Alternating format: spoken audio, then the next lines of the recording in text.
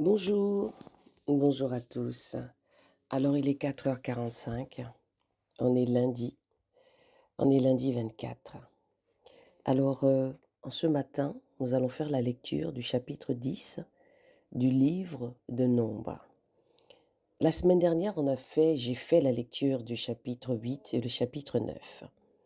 Aujourd'hui, je viens vous faire tout simplement la lecture du chapitre 10 et je vais revenir vers vous dans la semaine pour pouvoir échanger ensemble et de savoir qu'est-ce que vous avez compris par rapport à ces 3 lectures que nous allons revenir simplement. Que le Seigneur vous bénisse encore en ce matin. Nous sommes réveillés et ce Dieu-là que nous prions, que nous aimons, nous permet encore d'être réveillés ce matin. Donc sans plus tarder, je vais rentrer dans la lecture. Et je voudrais que tu prennes aussi ce temps de pause, de lecture, de méditation, pour pouvoir comprendre ce que le Seigneur voudrait te communiquer, la pensée de Dieu pour toi. Que toute la gloire et l'honneur l'appartiennent encore. Parce qu'à cause de lui, nous avons la confirmation que nos noms sont écrits dans le livre de vie. Nous avons la confirmation moi j'ai la confirmation du Dieu que je suis en train de vous présenter. Et je crois encore une fois qu'il est vivant et qu'il revient bientôt.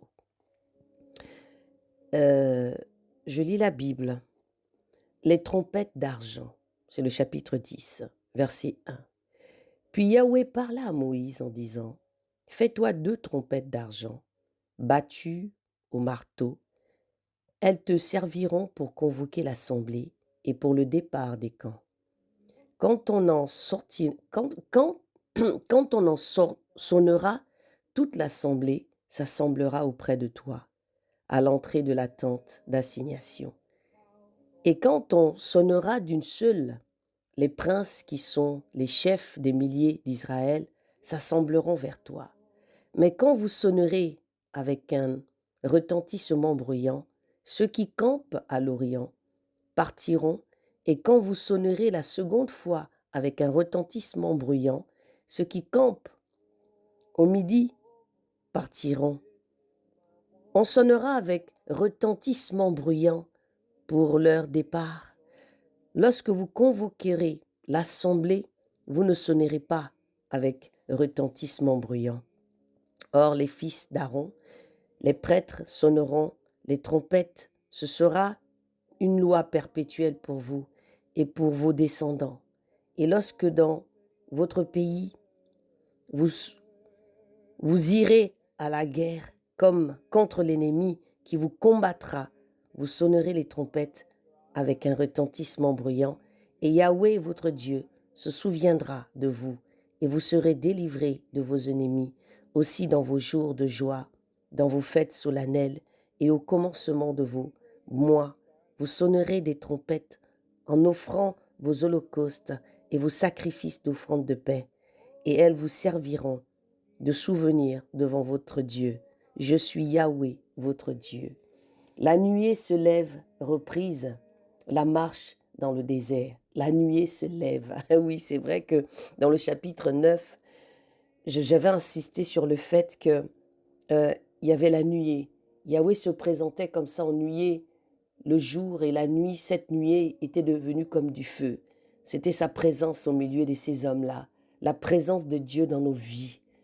Waouh! Que le Seigneur se révèle encore en vous dans cette lecture.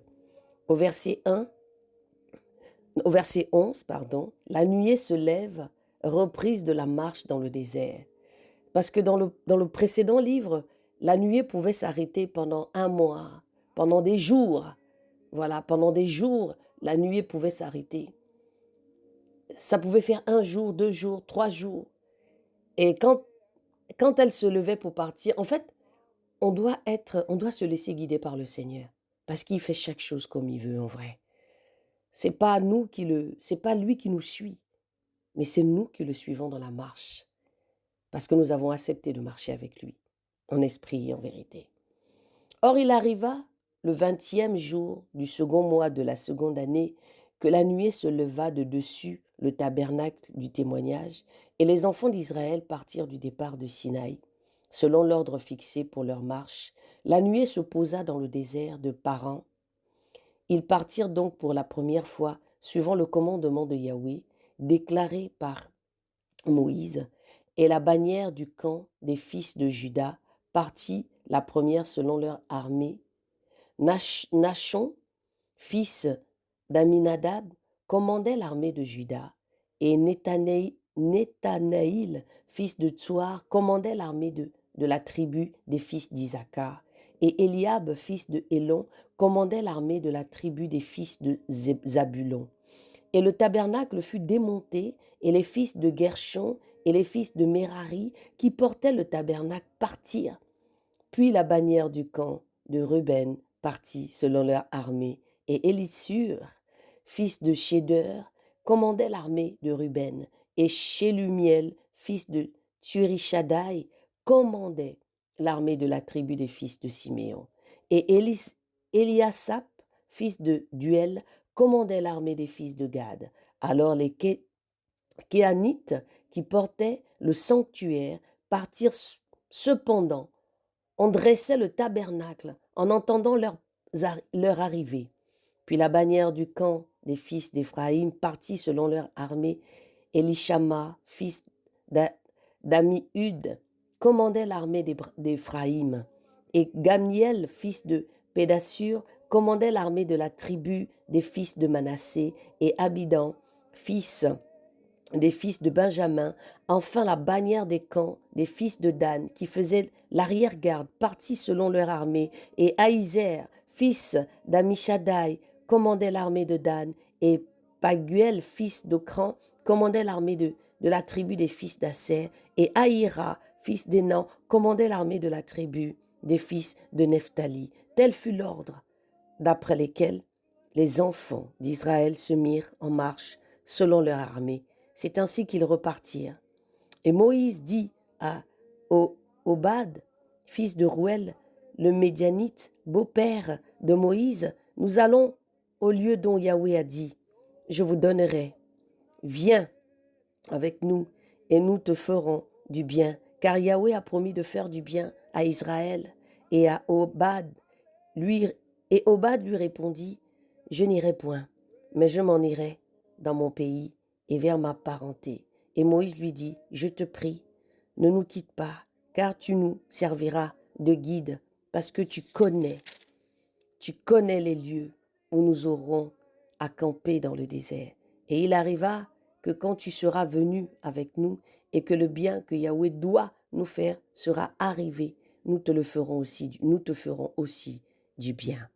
Ainsi ils partirent de la montagne de Yahweh, et ils marchèrent 3 jours, et l'arche de l'alliance de Yahweh alla devant eux, et fit une marche de 3 jours pour leur chercher un lieu de repos, et la nuée de Yahweh était sur eux. Le jour, quand ils partaient du camp, or il arrivait qu'au départ de l'arche, Moïse disait, lève-toi, ô Yahweh, et tes ennemis seront dispersés, et ceux qui te haïssent s'enfuiront de devant toi. Et quand on la posait, il disait, reviens Yahweh aux 10 000 milliers d'Israël. Waouh! Oh, alléluia! On a fini le chapitre 10. Je préfère vraiment, je préfère rester sur ce chapitre comme ça, le chapitre 10, parce qu'il y a tellement de belles choses et de richesses, comment le Seigneur a organisé tout ça. Donc, je vais revenir avec vous le mercredi, le jeudi, pour que nous puissions éventuellement changer là-dessus. Que le Seigneur vous donne l'inspiration, que le Seigneur se révèle à vous, que le Seigneur vous remplisse encore de son esprit à travers ce partage et par rapport à cette lecture, pour que vous compreniez combien de fois notre Dieu est droit, organisant. Ce n'est pas un Dieu de désordre et il fait chaque chose comme lui il veut. Donc comprenez encore ce matin que nous avons fait la bonne part de marcher avec Jésus. Que le Seigneur vous bénisse et je vous dis à mercredi pour revoir ces 3 lectures. Le chapitre 9, le chapitre 8, le chapitre 9 et le chapitre 10. Bonne lecture à vous. Vous êtes sur le ministère EVE, Eau de vie édifiée. Que le Seigneur vous bénisse.